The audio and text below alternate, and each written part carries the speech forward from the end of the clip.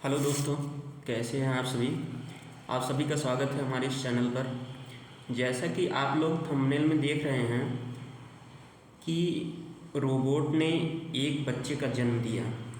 हाँ, यह सच है। यह एक आश्चर्यचकित कर देने वाली बात है, लेकिन यह सच भी है कि अभी तक आप लोग रोबोट के बारे में जानते थे कि यह रोबोट मेडिकल क्षेत्र में, मार्केट में, कंपनियों में और खेत बाड़ी में प्रयोग होता था। लेकिन अब रोबोट एआई सिस्टम का एक कदम और आगे बढ़ चुका है। ठीक है, आओ इसके बारे में जानते हैं। दोस्तों, आईवीएफ को समझने से पहले हम लोग एआई को समझने से पहले आईवीएफ को समझना होगा। तो आओ समझते हैं आईवीएफ क्या होता है। तो आईवीएफ का फुल फॉर्म होता है इन विट्रो फर्टिलाइजेशन। आईवीएफ का फुल फॉर्म होता है आईवीएफ का फुल फॉर्म होता है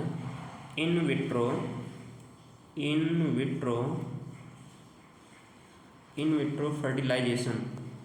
ठीक है, फर्टिलाइजेशन। ठीक, इन विट्रो फर्टिलाइजेशन होता है। ठीक है, तो समझते हैं इसको क्या होता है। दोस्तों, इसको समझने से पहले हम लोग को फीमेल रिप्रोडक्टिव सिस्टम समझना होगा। ये डायग्राम जो दिख रहा है ये फीमेल रिप्रोडक्टिव सिस्टम का ही है। तो आओ देखते हैं। देखो, इसमें क्या होता है कि सेक्स के दौरान पिता का जो स्पर्म होता है ये वजाइना से होते हुए सर्विक्स से होते हुए फैलोपियन ट्यूब में जाता है। ठीक है, तो यहाँ पे दो फैलोपियन ट्यूब दिख रहे हैं, एक ये है एक इधर है। ठीक, ऐसा क्यों होता है? इसमें एक महीने यदि इसमें एक्स बनते हैं तो दूसरे महीने इसमें बनते हैं, मतलब अल्टरनेट करके बनते हैं। ठीक है, ठीक, तो इसको मिटाते हैं। ठीक है, तो देखते हैं। अच्छा, जब इसमें ये स्पर्म आपका एंटर करता है वजाइना के थ्रू फैलोपियन ट्यूब में, तो यहाँ जो एग बना हुआ है इस एग को फर्टिलाइज कर देता है। ठीक है, मतलब पका देता है। फिर ये जाइगोट का निर्माण करता है। क्या करता है? जाइगोट का निर्माण करता है। ठीक, और ये जाइगोट आपका फिर यहाँ से होते हुए वापस आ जाता है यूट्रस में। इसको कहते हैं यूट्रस। ठीक है, यहीं पर बच्चा 9 महीने तक होता है और ग्रोथ करता है। क्लियर? अब बच्चा जब यहाँ पे 9 महीने तक होता है तो उसको एनर्जी की भी आवश्यकता होगी। भाई यहाँ पे एक जाइगोट एक प्रकार से एक सेल होता है, एक कोशिका होता है। ये कोशिका जब ये यूट्रस में आ जाएगा फिर धीरे धीरे बच्चे का जन्म लेगा, तो इस बच्चे को एनर्जी की आवश्यकता होगी। तो एनर्जी ये मिलेगा कहाँ से? एनर्जी इसको मिलेगा माँ के द्वारा। किसके द्वारा मिलेगा? माँ के द्वारा मिलेगा। तो माँ के द्वारा एक ट्यूब निकला होता है और ये जो है बच्चे से कनेक्ट होता है। इस ट्यूब का नाम होता है प्लेसेंटा। क्या होता है? प्लेसेंटा। ठीक, ये प्लेसेंटा ट्यूब के द्वारा बच्चे को एनर्जी मिलती है। ठीक, इसी प्लेसेंटा को हम लोग क्या बोलते हैं? आम भाषा में नाड़ी बोलते हैं। क्या बोलते हैं? नाड़ी बोलते हैं। जो कि जन्म होने के बाद बच्चे को यही काटा जाता है।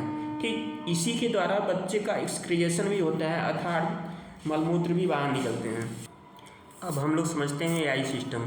ठीक है, तो एआई सिस्टम समझते हैं। देखो, अमेरिका की एक कंपनी है मैक्सिको, यहाँ पर एक लेबोरेटरी है, प्रयोगशाला है जिसका नाम है ग्वाडलजारा। यहीं पर एआई के द्वारा एक हेल्दी बच्चे का जन्म होता है।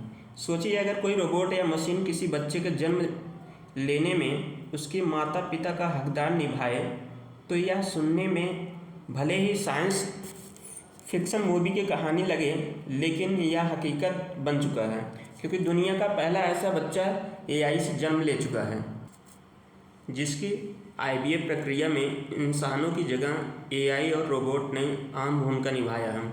एआई के द्वारा बच्चे का जन्म कराने में अमेरिका में कॉन्सीवेबल लाइफ साइंसेज के द्वारा यह प्रक्रिया 23 चरणों को एआई की मदद से प्रोसेस कराया गया। जो कि मेडिकल साइंस की दुनिया में क्रांतिकारी कदम है। एआई ने वो काम किया है जो अनुभवी डॉक्टर एम्ब्रियोलॉजिस्ट करते थे, जैसे कि सबसे बेहतर स्पर्म चुनना, उसे एक से मिलाना यानी फर्टिलाइज करना और फिर एम्ब्रियो तैयार करना। लेकिन अब इन सभी प्रोसेस को एआई ने ऑटोमेट कर दिया है। इसमें ना तो कोई इंसानी गलती होती है और ना ही कोई थकान। इसमें एआई की मदद से सबसे हेल्दी स्पर्म चुना गया और फिर रोबोटिक आर्म की मदद से उसे एग से इंजेक्ट कराया दिया गया। इस पूरी तकनीक को इंट्रोसाइटोप्लाज्मिक स्पर्म इंजेक्शन ICSI कहा जाता है। ठीक है। अब बच्चा पैदा करने में केवल पिता की स्पर्म की आवश्यकता होगी, माँ की ज़रूरत नहीं। ठीक है, तो आई होप यह समझ में आया होगा। और इसमें IVF के विषय में थोड़ा और बताना है। देखो IVF क्या होता है कि जब सेक्स के दौरान स्पर्म जो है वजाइना से होते हुए फेलोपियन ट्यूब के द्वारा ये एग से फर्टिलाइज करता है, फिर वहाँ से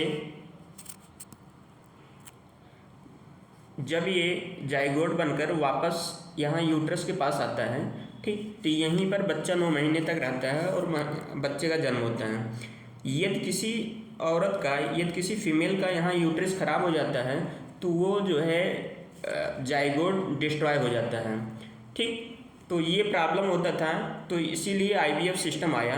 और ये IVF सिस्टम, इसमें क्या होता है कि जब ये जाइगोट बन जाता है, ठीक है, अंडे से फर्टिलाइज करने के बाद स्पर्म जब अंडे से फर्टिलाइज करता है, करने के बाद ये जब जाइगोट बन जाता है तो फिर इसे जो है निकाल लेते हैं। निकालने के बाद उसको दूसरे फीमेल के यूट्रस में इंटर करा देते हैं और ये फीमेल जो है 9 महीने तक उस बच्चे को पालती है और बच्चे का जन्म देती हैं। इसी को IVF कहा जाता है। ठीक है, अब आई होप आप लोग को पूरा समझ में आया होगा।